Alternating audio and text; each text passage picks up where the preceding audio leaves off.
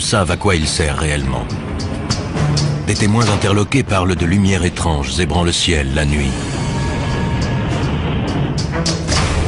De bruits effrayants produits par des engins supersoniques. Et même de rencontres avec des formes de vie inconnues sur Terre. Le gouvernement américain nie jusqu'à l'existence de cet endroit retranché du monde. Mais une équipe de spécialistes est bien décidée à découvrir la vérité. Que dissimule-t-on dans cet endroit?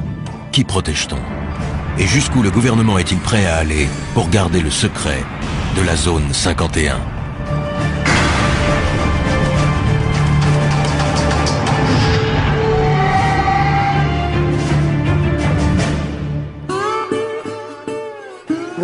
Ce qui est troublant, c'est qu'on nie son existence.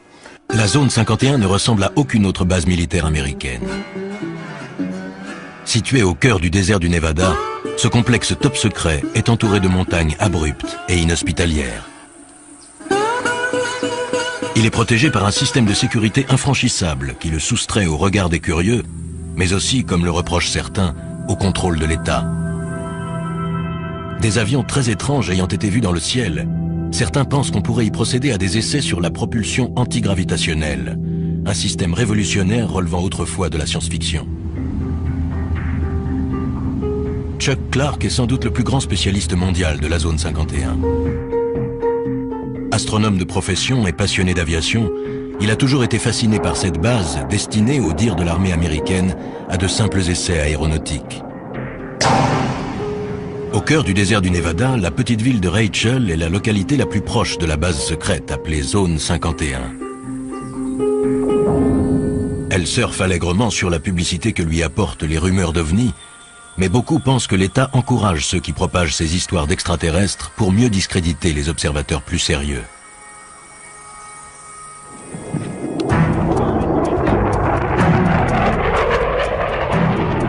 Chuck Clark s'est installé à Rachel pour surveiller et noter les moindres activités de la base. Aujourd'hui, il retrouve l'équipe d'experts qu'il a réunie pour tenter pendant 24 heures et en utilisant tous les moyens légaux possibles de mener l'enquête la plus complète jamais réalisée sur la véritable nature de cette base mythique. Leur mission, une journée et une nuit à l'affût du moindre indice, pour découvrir ce que l'État cache derrière les murs de la base militaire la plus protégée au monde.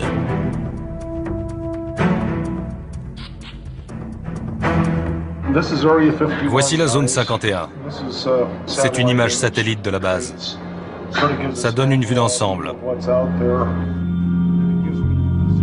Chacun des hommes présents apporte des connaissances et un savoir-faire unique. Guy Norris a été primé pour ses reportages sur l'aviation militaire. Toute sa vie, il a étudié les bases et les avions classés top secret. C'est intéressant, vous voyez, il n'y a absolument aucune indication de piste sur la carte dans cette zone interdite. Autrement dit, aux yeux du monde, il n'y a pas de piste ici. Même s'il est évident que la réalité est tout autre. Bob Grove, spécialiste en communication militaire, a étudié le SAS.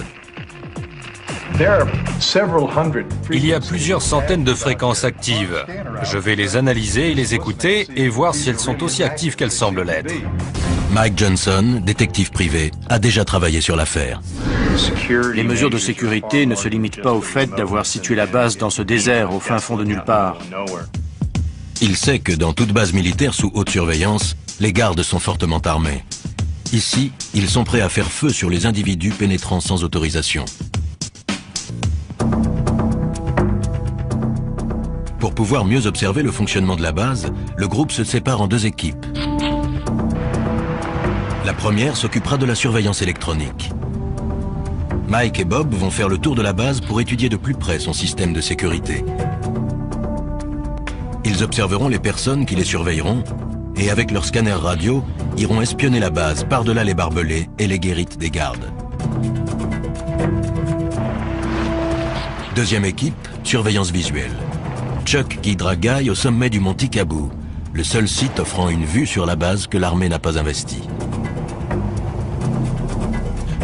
Chuck va pointer son télescope astronomique non sur les étoiles, mais sur la zone 51. Chuck est déjà allé là-haut des dizaines de fois pour photographier le site et ses opérations.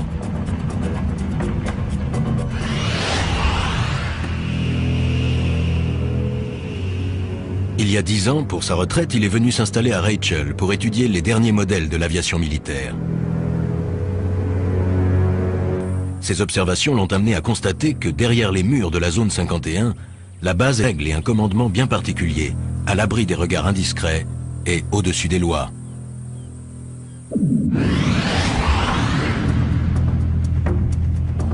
Chuck a découvert jusqu'où pouvaient aller les mesures de sécurité sur la zone. Un jour, alors qu'il marchait dans le désert, il est tombé sur ce qu'il croyait être les débris d'un avion.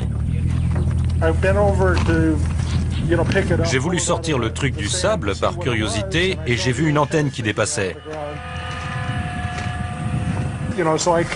J'ai dégagé le sable. C'était un émetteur relié à un détecteur placé dans une boîte en plastique. Chuck venait de découvrir un détecteur de mouvement, placé non pas dans la zone tampon sécurisée, mais à des kilomètres du périmètre de la base secrète, dans un espace public. Pour Chuck, ces détecteurs viennent s'ajouter à la longue liste de moyens mis en place par la base pour surveiller de près les faits et gestes d'innocents citoyens.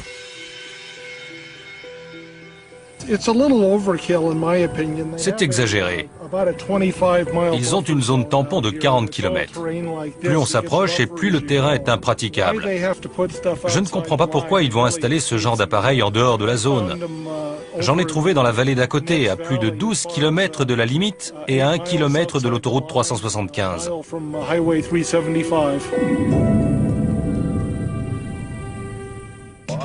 Bien décidé à dénoncer les agissements de l'armée, Chuck fait appel à un célèbre journaliste d'investigation, George Knapp. On a mis une demi-heure pour trouver le premier détecteur. 5 minutes pour le second. Voici l'émetteur. Et un peu plus loin, il y a le temporisateur. Il porte l'indication « Propriété de l'État américain ».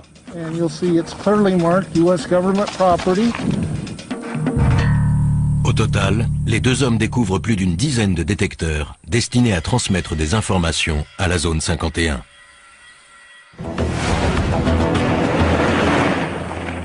Chuck Clark, astronome à la retraite qui connaît le désert comme sa poche, surveille de près la zone 51.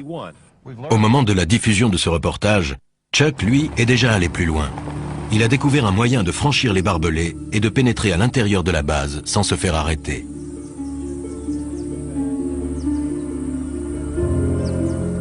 Mais pour cela, il doit parcourir 800 km jusqu'à Denver, dans le Colorado. Ce bâtiment d'allure banale renferme des technologies ultramodernes mises au point par les militaires qui dirigent la zone 51. Chuck peut désormais renverser la situation et espionner la base. En effet, la société Space Imaging possède et exploite ICONAS, le premier satellite commercial à haute résolution. Ce satellite met 98 minutes pour effectuer une révolution autour de la Terre, et les images aériennes qu'il fournit sont tellement précises qu'il peut isoler le bâtiment qui finance la zone 51, le Capitole. Chuck, pourquoi cet intérêt pour cette zone? Je me suis installé là-bas il y a 10 ans, et quand je n'observais pas les étoiles et le ciel, je pointais mon télescope sur la base. Ça doit leur plaire. Ils adorent. Les photos aériennes d'ICONAS permettent à l'équipe de Space Imaging de créer une réplique fidèle en 3D de la zone 51. L'État américain n'apprécie guère Chuck, mais il ne peut empêcher Space Imaging de lui offrir son premier aperçu de l'intérieur de la base ultra secrète. Ça alors. C'est la zone 51 reconstituée grâce aux images d'ICONAS. On peut la survoler à l'aide de ce logiciel. C'est fantastique. J'ai pris des photos de la façade de ces bâtiments, mais je n'avais jamais vu celui-là. On voit du sable sur la piste. Peut-être qu'un engin a atterri récemment dessus ou juste à côté. C'est peut-être aussi juste un trompe-l'œil. Ces gens sont retors. Il faut l'être pour diriger une base pareille. Ce serait bien leur genre. Ouais. Vous allez diffuser ça? Je suis un peu Little Brother surveillant Big Brother. À force d'être à l'affût de détails, on finit par comprendre des choses. C'est aussi sécurisé qu'on le dit et qu'on le voit à la télé? Sans doute plus encore. Ils ont installé des détecteurs à des kilomètres de la zone. Ils vous repèrent bien avant que vous n'approchiez de l'enceinte. Je ne vais pas disparaître après ça. Ça se pourrait. Une fois sa mission accomplie, Chuck reprend aussitôt la route, impatient de faire part de ses découvertes au reste de l'équipe. Mais pendant la zone 51, le gouvernement fédéral lançait déjà sa contre-attaque. Un coup dur attendait Chuck. Un ami m'a appelé. Le FBI était avec lui et m'a demandé ce que je fabriquais dans la zone 51. Il laissait sous-entendre que Chuck allait passer un mauvais quart d'heure.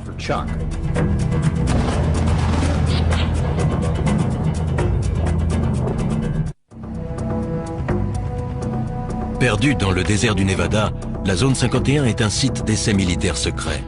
Elle est à l'abri des regards indiscrets grâce à une zone tampon de 40 km, des montagnes et un environnement inhospitalier. Deux équipes d'enquêteurs ont décidé d'épier et de noter les moindres mouvements et les moindres bruits. Si tout se passe comme prévu et si les gardes de la base les laissent tranquilles, les deux équipes se retrouveront 24 heures plus tard. Chuck Clark et Guy Norris vont s'installer au sommet d'une montagne munis d'un télescope et d'un appareil photo. On est au milieu de nulle part. On est à 35 km dans l'arrière-pays. Le plus dur les attend encore. Ils ont devant eux 2 bonnes heures de marche pour gravir le mont Tikabou. Ça fait combien de haut? Un peu moins de 2500 mètres. On est à 2100 ici. Là, on est vraiment tout seul, non? Ça, c'est sûr. On sera dans le beau drap si on se casse une jambe.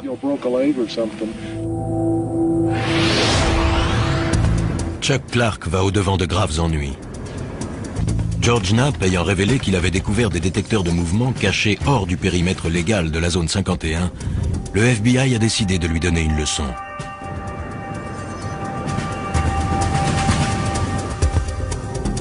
Alors qu'il se promenait dans le modèle 3D de la base secrète, la police fédérale a fait une descente à son domicile. Le FBI a confirmé qu'une perquisition avait eu lieu hier soir au domicile d'un observateur militaire dans la petite ville de Rachel, à proximité de la mystérieuse base militaire appelée Zone 51. Un reportage exclusif. La perquisition a été menée par une unité d'intervention antiterroriste. Le mandat est sous scellé et le FBI refuse de dire ce qui a été saisi au domicile de l'intéressé. Je passais par là en voiture et j'ai remarqué qu'il y avait des types devant la maison de Chuck. Bill Whiffen habite non loin de là. Il savait que Chuck était absent. Pensant tout d'abord qu'il s'agissait d'un cambriolage, il a saisi son appareil et a pris des photos. Les hommes et les femmes que l'on voit ici sont des membres de l'unité antiterroriste. Il y avait une dizaine de voitures et plus d'une dizaine de personnes. J'ai reconnu les insignes et le sigle FBI sur leur veste. Je les ai photographiés. Ils remplissaient des cartons et ils ont emporté un disque dur. Chuck arrive chez lui sans se douter de ce qu'il attend. Voyons voir. Tiens, c'est bizarre. Chuck a perdu le fruit de son travail, mais il se sent aussi traqué dans son intimité et menacé. Le mandat et la liste du matériel confisqué ont été laissés sur la table de sa salle à manger. C'est juste un mandat de perquisition. Ils ont laissé une carte. Et l'inventaire, je suppose. Voyons ça. Mandat de perquisition de la Cour américaine. Unité antiterroriste du Nevada. Rien que ça. Chaque recoin de la maison a été soigneusement fouillé. Ils ont pris un tas de trucs. Des scanners, des radios. Ils ont embarqué 6 disquettes, 15 CD, des photos de la zone 51, des négatifs, 2 albums de photos et l'écran. Ça, je ne vois pas pourquoi. Qu'est-ce qu'ils espèrent tirer d'un écran? Ah, le téléphone. Les nouvelles vont vite. Des voisins et des amis appellent. Allô? Apparemment, le FBI est passé chez moi en mon absence. Non, je n'ai pas encore disparu. C'est pour ce soir. Ce que je fais ne leur plaît pas, mais ce n'est pas illégal.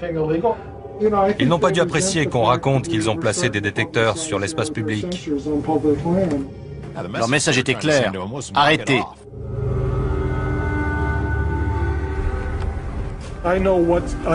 Je sais jusqu'où je peux me permettre d'aller légalement. Je pousse les limites, mais je ne les franchis pas. C'est ça qui les énerve. Je ne me laisse pas intimider par eux. Je me pointe sous leur nez avec mon objectif. Conscient que l'État enquête sur Chuck, ses coéquipiers, le spécialiste de la sécurité Mike Johnson et l'expert en communication Bob Grove, poursuivent leur mission. Ils ne sont qu'à 3 km de l'accès arrière de la zone 51 et il ne fait aucun doute qu'ils ont été repérés. Ils ont un tas de façons de détecter notre présence. Ils doivent nous écouter. Possible. Ils nous regardent certainement et ils doivent nous écouter aussi. Voilà les barbelés.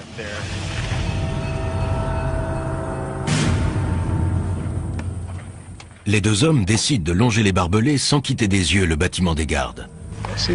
Voyons ce qu'on va trouver. Il y a des détecteurs sur la clôture là-bas. La boîte blanche. C'est bien possible. Allons voir ça de plus près. Ils sont visiblement sous surveillance. J'irai pas plus loin. Oui, allons voir s'il y a quelque chose de l'autre côté de la route. À environ 100 mètres de distance, ils voient pour la première fois les forces de sécurité privées engagées pour protéger la zone 51. Sur la base, on les appelle les camos, à cause de leur tenue de camouflage beige. Bob et Mike aimeraient s'approcher, mais ils savent qu'un pas de trop compromettrait leur mission. Ce n'est pas le moment de prendre des risques. Je tiens pas à aller en prison. Mike et Bob opèrent un repli stratégique.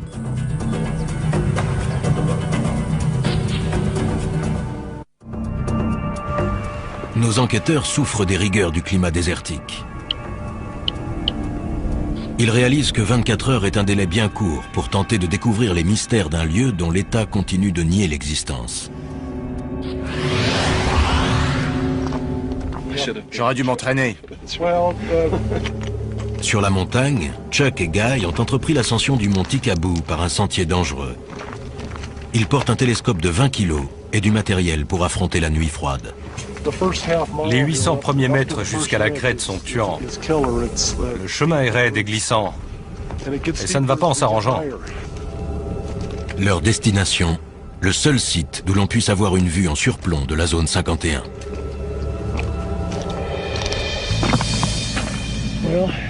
Nous voici au sommet. C'est vraiment spectaculaire.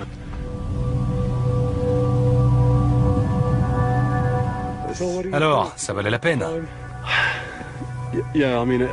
J'ai du mal à exprimer ce que ça me fait d'être là. C'est bizarre. On est là, sur la planète Terre, mais on a l'impression d'être à la lisière d'un autre monde. À travers la brume de chaleur, c'est bien un autre monde qu'on aperçoit. Un monde que l'État américain a cherché à soustraire au regard des curieux. Je vois des bâtiments qui brillent au soleil et j'aperçois une des pistes. C'est incroyable. Je n'en crois pas mes yeux. C'est inimaginable. Depuis le temps, c'est vraiment incroyable. C'est pas un mythe. Non, ça existe vraiment. Chuck et Guy se hâtent d'installer leur équipement. Car ils savent parfaitement que si d'ici ils peuvent voir la base, elle, peut également les voir. Ils sont à 40 km de la zone 51 et comptent sur le télescope de Chuck et son appareil photo avec téléobjectif pour espionner et consigner la moindre activité se déroulant là-bas. Avec le téléobjectif, l'image sera grossie jusqu'à 50 fois. Je vois. Les deux hommes savent que la base sert à tester des technologies modernes et ultra secrètes, dignes des récits de science-fiction. Sur ce qu'ils peuvent bien faire là-bas, on les soupçonne de plus en plus de travailler sur la propulsion antigravitationnelle. La quête du Saint Graal de l'aéronautique serait sur le point d'aboutir. On parle d'expérience sur l'antigravitation et j'ai vu 2 ou 3 trucs. Quel genre? Des objets qui s'élèvent lentement et restent en suspension durant quelques minutes, filent dans le ciel et puis s'arrêtent instantanément ou font demi-tour à toute vitesse. C'est incroyable. On ne sait jamais à quoi s'attendre. Ils testent toutes sortes de choses ici. En contrebas, dans le désert, déguisés en simples campeurs, Bob Grove et Mike Johnson s'apprêtent à écouter tout ce qui entre ou sort de la zone 51. Ils n'auront pas de vue directe sur la zone, mais Bob pourra écouter toutes les transmissions. Si un phénomène quelconque se produit, on peut le mesurer physiquement grâce à tout un tas d'instruments. Celui-ci, par exemple, vous entendez le bruit qu'il fait? Ça indique la présence d'émetteurs, ce qui est le cas puisqu'on porte tous les deux des petits micros sans fil.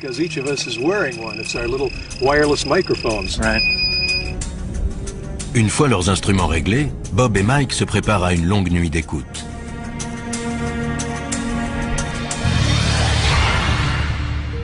Au sommet du Mont Ticaboo, Chuck Clark et Guy Norris ajustent la position du télescope. Si un événement se produit, ils n'auront que quelques secondes pour réagir. C'est une nuit sans lune. On a plus de chances qu'il se passe quelque chose, non? Ça augmente les possibilités. Ils ne prendront pas le risque de faire des essais au clair de lune. Moins la lune est visible et plus on a de chances qu'ils en fassent.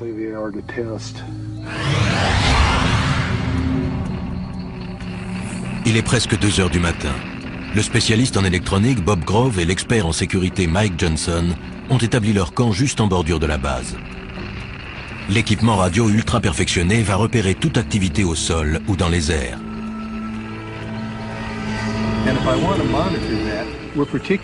Ce qui nous intéresse particulièrement, ce sont les signaux émis dans cette gamme de fréquences, car c'est celle du gouvernement fédéral, de 160 à 170 MHz. Puis, un peu au-dessus, c'est celle de l'aviation militaire, de 225 à 400 MHz. Ils entendent tous les sons émis dans la zone 51.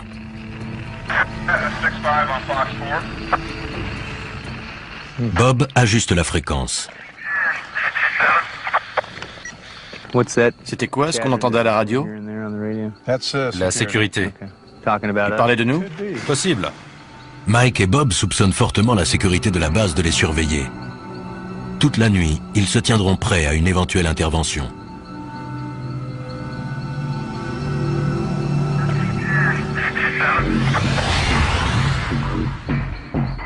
De leur côté, Chuck et Guy voient des lumières s'allumer. La base semble en activité, même à 3 heures du matin. Depuis que je me suis installé ici, la base s'est énormément agrandie. Elle a dû doubler de taille rien que ces 10 dernières années. Au sommet de la montagne, comme en contrebas dans le désert, règne un étrange silence. Mais soudain, le léger grésillement continu de la radio est interrompu. Bob fait son possible pour stabiliser la fréquence. Il y a un certain nombre de fréquences militaires air-sol actives. Il doit y avoir quelque chose dans le ciel. Et il y a aussi des fréquences de contrôle au sol. Le quelque chose en question se dirige à toute vitesse vers Guy et Chuck.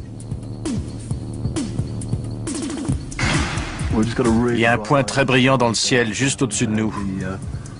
Vous avez vu ça? C'est fou. Il est toujours là. Il se dirige vers le nord, on dirait. Incroyable. C'était extrêmement lumineux et juste au-dessus du site. C'est peut-être un aéronef éclairé par une lumière directionnelle puissante. Guy espère que l'engin va repasser pour que Chuck puisse le photographier.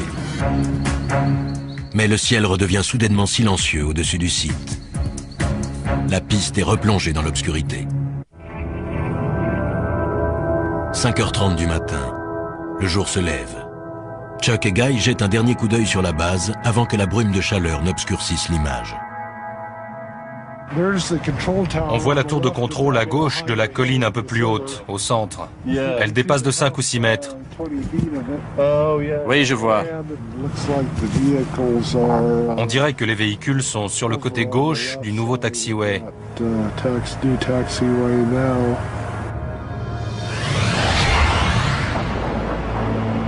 Quant à Mike et Bob, en bas dans le désert, Le voilà. à 4500 mètres au-dessus d'eux, la zone 51 se manifeste. Guy aussi entend l'avion. J'ai l'impression qu'il y a un engin là-haut, Chuck. Peut-être un bombardier B-2. Il s'entraîne au ravitaillement en vol à l'aube, puis enchaîne sur 2 ou 3 heures de vol.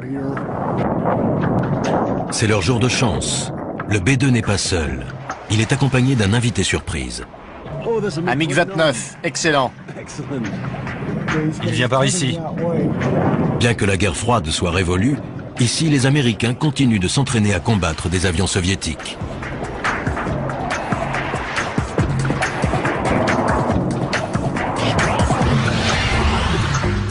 En contrebas, dans la vallée, Mike et Bob sont persuadés que la sécurité de la base les a épiés toute la nuit.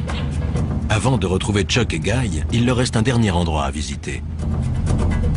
Si j'ai bien suivi les explications de Chuck, l'entrée principale était à une petite quinzaine de kilomètres, en direction de la colline. Alors qu'ils s'approchent de l'entrée principale, Mike aperçoit une chose surprenante dans son rétroviseur. Un véhicule arrive derrière eux à toute allure.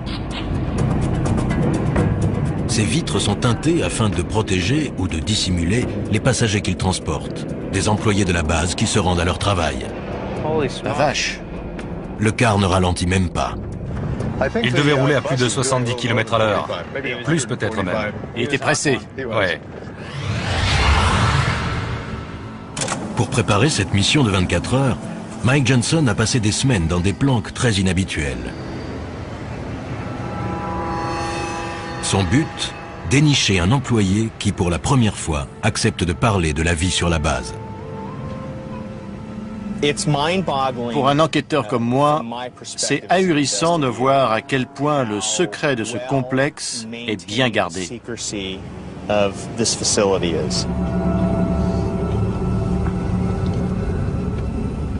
Première énigme à élucider, combien de personnes travaillent sur ce site perdu dans le désert et comment s'y rendent-elles? La zone 51 est située à 230 km au nord de Las Vegas. Depuis des années, on raconte que 5 jours par semaine, une mystérieuse compagnie aérienne transporte des centaines d'employés depuis un aéroport situé près de Las Vegas jusqu'à la base secrète. La compagnie s'appellerait Janet Air, J-A-N-E-T, ce qui signifierait en anglais « Just Another Non-Existent Terminal », encore un terminal qui n'existe pas. Quel que soit son nom, en tout cas, la compagnie existe bel et bien. Nous sommes à l'aéroport international McCarran. Le terminal Janet est situé à l'extrémité ouest. Ce site secret n'est qu'à quelques centaines de mètres du fameux strip de Las Vegas. Les seules indications sont les pancartes « Attention »,« Installation sous surveillance »,« Entrée non autorisée ». Il n'est écrit nulle part de quoi il s'agit. C'est ce qu'on appelle se cacher au vu et au su de tous. En observant les avions de Janet Air, Mike a immédiatement remarqué qu'il leur manquait quelque chose. Ces appareils ne possèdent aucun signe distinctif, à part le numéro sur la queue. Tous les avions portent un numéro, sauf les avions militaires. J'en déduis donc que ces engins appartiennent à une compagnie privée. Grâce à ses talents d'enquêteur, Mike a retrouvé le propriétaire de cette flotte, la société EG&G, un très gros fournisseur de l'État. Un vol Janet vient d'embarquer. L'avion s'est mis en position sur le tarmac et ne devrait pas tarder à décoller. En général, ces avions-là n'attendent pas très longtemps. Ils se présentent sur la piste et décollent en moins de 2.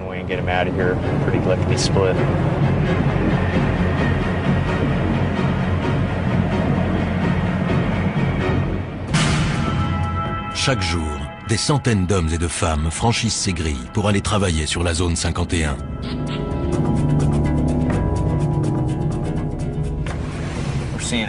Une voiture s'approche. Le garde va sortir et le conducteur va présenter une pièce d'identité. Le garde se demande ce que je fais là. On s'observe mutuellement. Mike a beau être sur la voie publique, il a toutes les raisons de s'inquiéter. Le garde n'a pas quitté sa voiture des yeux. C'est clair qu'il m'a repéré. Il sait que je suis là. Ce pourrait être pour Mike l'occasion de tester le cité. Mais il sait qu'il risque de compromettre la mission ou de finir en prison.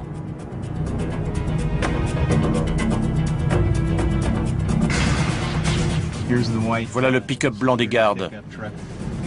J'ai sur le dos la sécurité du terminal Janet et la police de Las Vegas.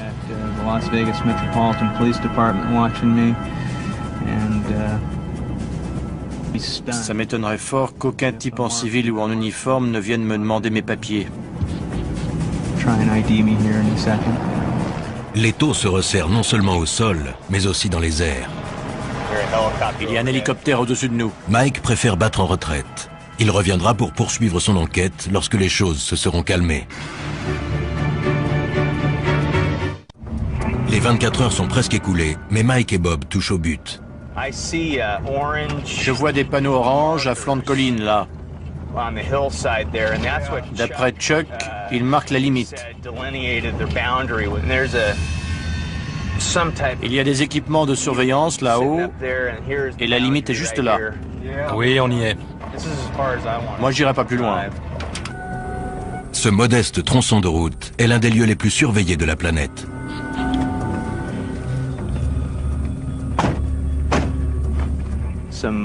Il y a des détecteurs au sommet de la colline. On dirait qu'ils l'ont mis là-haut exprès. Tous ceux qui ont franchi cette limite ont été arrêtés, interrogés et se sont vus confisquer leurs appareils photo, leurs téléphones portables et parfois même leurs vêtements. Accès non autorisé. Interdiction de photographier le site. Bon. Ben, on y est. Moi, je ne vais pas plus loin. Si des centaines de personnes travaillent sur la zone 51, pourquoi aucune d'elles n'a-t-elle jamais parlé? Quel genre de menace l'État fait-il peser sur elles? Mike a réussi à découvrir l'adresse de certains des employés qui garent leur voiture dans l'aérogare sécurisé de Las Vegas avant de s'envoler vers la base ultra secrète. Il est temps pour lui de passer à l'étape suivante. Un 4x4 noir franchit les grilles de sortie. C'est peut-être la chance de sa vie. J'ai passé quelques jours en planque à observer ce qui se passait. Grâce à quelques recherches, j'ai réussi à retrouver le propriétaire du véhicule. C'est un employé du site d'essai. Mike est bien décidé à suivre cette personne qui pourra lui dévoiler les mystères de la zone 51. Il suit de près la voiture noire qui s'engage sur l'autoroute. Les événements prennent une tournure favorable. Plus cet individu s'éloignera des regards intimidants des gardes de la base, et plus il sera susceptible de parler. Je ne sais pas du tout quel moyen de pression l'employeur ou l'État utilise, mais les employés doivent vraiment être tenus au silence. Je n'ai jamais vu un secret aussi bien gardé. La circulation intense complique la poursuite, et l'espace d'un instant, Mike perd sa cible de vue. La voiture que je file est au moins 400 mètres devant moi. Mike réussit à recoller au véhicule. Il se faufile entre les voitures afin de rester suffisamment près du 4x4 noir pour ne pas le perdre de vue, tout en évitant de se faire repérer. Il est toujours là dans la première file. On va voir si j'ai de la chance. Le 4x4 quitte l'autoroute pour se diriger vers la ville et s'enfonce dans un paisible quartier de banlieue. On a affaire à des gens de la classe moyenne ou légèrement supérieure. Ce sont vos voisins, les parents du meilleur ami de vos enfants. C'est juste qu'ils ont un boulot ultra confidentiel. On va voir ce qui va se passer. Je vais frapper à la porte.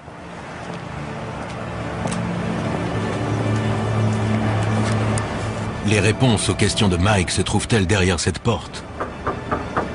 Quel secret va-t-il découvrir? Je m'appelle Mike Johnson. Je suis détective. Je ne viens pas vous causer d'ennuis.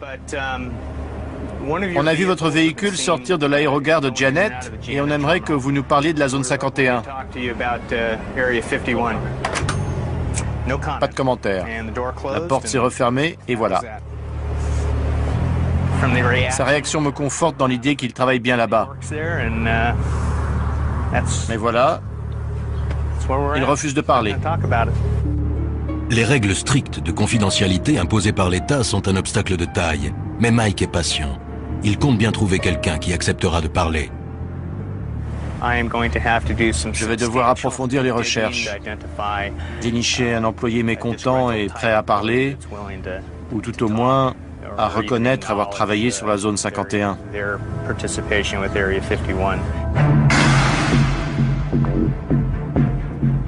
De retour à Las Vegas, Mike Johnson semble bien parti pour trouver un employé de la zone 51. Un informateur lui a suggéré de se rendre dans cet hôtel tout à fait ordinaire. Si ces informations sont exactes, un ancien employé de la zone 51 l'attend à l'étage.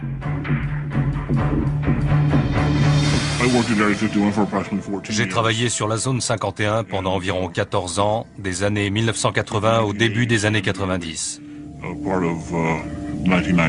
C'est gagné. L'homme est prêt à se confier, mais uniquement à condition qu'on taise son nom, qu'on masque son visage et qu'on déforme sa voix.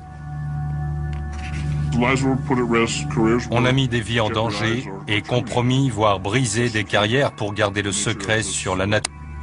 Mike a planqué des heures durant devant l'aérogare de Janet Air, la compagnie desservant la zone 51. Cet homme l'empruntait 5 jours par semaine. Quand on arrivait, on garait son véhicule et on pénétrait dans le terminal, où nos affaires étaient fouillées. Il vérifiait qu'on ne transportait pas de magnétophone, d'appareils photo ou de choses de ce genre.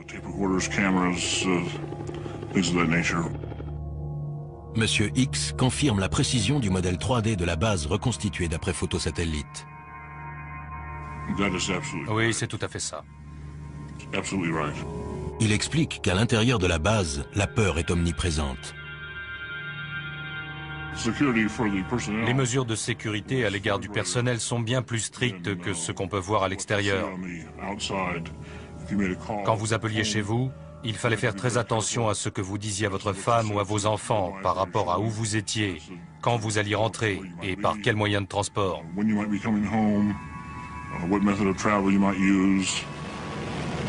Quel genre de travail peut donc nécessiter une telle confidentialité? C'est une base d'essai d'appareils d'un nouveau genre, tout simplement. Les États-Unis montent des projets classés secrets pour une raison ou une autre, et les appareils sont testés et mis à l'épreuve sur ce site. D'après cet homme, la zone 51 ne ressemble à aucune autre base aérienne militaire. C'est une armée distincte de l'armée de l'air régulière. Et les individus qui y travaillent savent qu'ils sont à part et d'une certaine manière au-dessus de l'armée de l'air régulière. Il affirme que les personnes qui dirigent la zone 51 n'hésitent pas à mettre en danger la vie de leurs employés. Ils ont un pouvoir absolu et sont corrompus. Les individus qui dirigent le site fonctionnent comme les personnages d'Apocalypse Now. Ils n'ont aucun scrupule. Ils remplissent leur propre mission.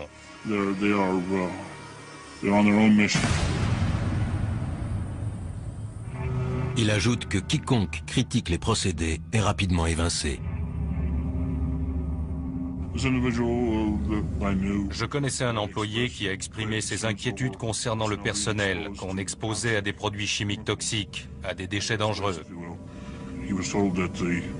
On lui a répondu que le projet avait pris du retard et qu'il fallait le boucler au plus vite, et que le personnel ne serait pas informé. Quand il a critiqué ça, il a été renvoyé. Il a dû quitter la base. Monsieur X sait les risques qu'il court. Mais il affirme que si la vérité n'éclate pas, la corruption pourrait bien détruire la véritable fonction militaire de la base. Le Congrès devrait ouvrir une enquête.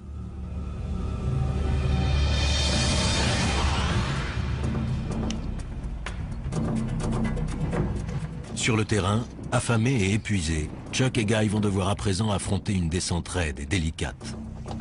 Ils ne seront sûrs d'avoir échappé à la sécurité qu'une fois arrivés sains et saufs au lieu de rendez-vous avec le reste de l'équipe.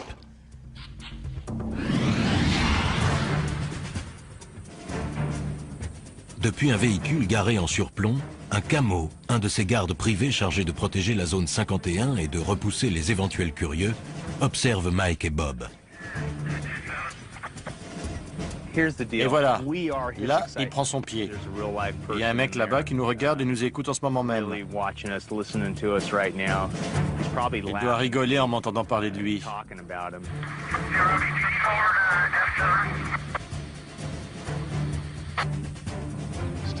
Toujours beaucoup d'activités sur la fréquence de la sécurité. On a vu tout ce qu'on avait à voir, j'irai pas plus loin. Inutile de tenter le diable.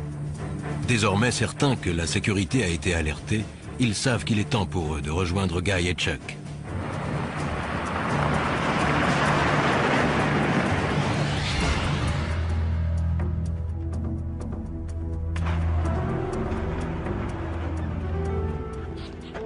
Salut. Vous êtes aussi fatigué que nous? Pire. L'enquête de ces hommes a prouvé que la base était en pleine activité. La radio crépitait, une mission se préparait. On avait une vue excellente de la base. C'était incroyable à une telle distance. Si ce qu'a rapporté Monsieur X est vrai, des hommes comme Chuck Clark et son équipe sont le seul espoir de voir un jour réformer une base militaire qui perd pied avec la réalité à cause d'un excès de confidentialité. Nous sommes la seule superpuissance encore en lice, et pourtant le mystère autour de la zone 51 s'est épaissi au lieu de décroître ces 2 dernières années. Pourquoi? Pourquoi les militaires entourent-ils la zone 51 d'un tel mystère? Est-ce pour protéger la sécurité nationale des États-Unis ou simplement pour couvrir des activités plus troubles? En tout état de cause, le gouvernement reste muet. Alors si vous passez un jour par le désert du Nevada, allez donc jusqu'à la zone 51 et regardez à travers les barbelés qui protègent le site. Car pour Chuck et ses amis, une chose est sûre, si vous cherchez des réponses, c'est là que se trouve la vérité.